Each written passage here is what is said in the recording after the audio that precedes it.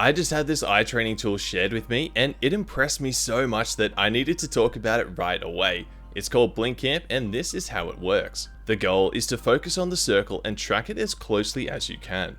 You can change the speed and size of the circle and run through a wide variety of different routines. While this tool is useful for a wide range of sports, I'll mostly be focusing on the aiming and esports applications of it. Outside of the more standard tracking style routines, there is this awesome peekaboo routine that feels great for training your target acquisition speed and accuracy. As far as eye training volume and intensity goes, I don't have all of the information just yet, but I am reaching out to experts in the field, so hopefully I'll have some more well-informed recommendations soon. For now, I'll be training it in blocks of about 5 to 10 minutes and stopping anytime I notice eye fatigue. While the tool already has good customization, I have some tips and tricks for training with it that can specifically help with FPS games and aiming in particular. For the left-right-left routine, you can make it more closely simulate 80 strafing by resizing the window. The thinner you make it, the tighter the strafe pattern becomes. This can be done with any of the routines too. You can also train your covert attention, which is your ability to pay attention to something in your peripheral vision. This is useful for situations where you hold an angle and you need to react quickly, where you don't have time to move your eyes to focus on that new target.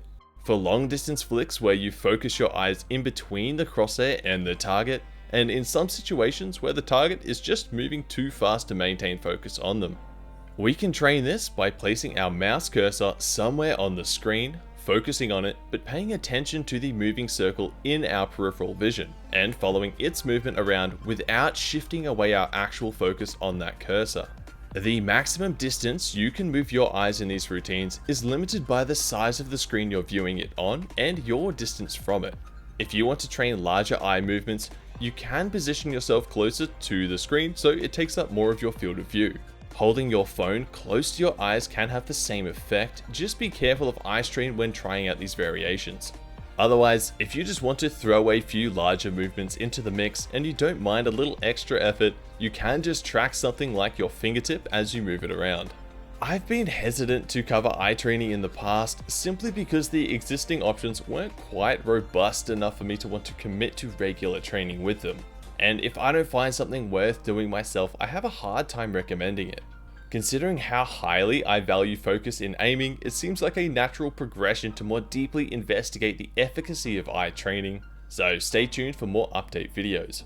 If you haven't seen it yet, I highly recommend watching my video all about focus here. Like Twitch subs but for YouTube, you can now directly support the channel and gain access to exclusive perks like the members only Discord, emotes, badges and more. Thanks so much for watching, be sure to subscribe for more content like this, and I'll catch you in the next one.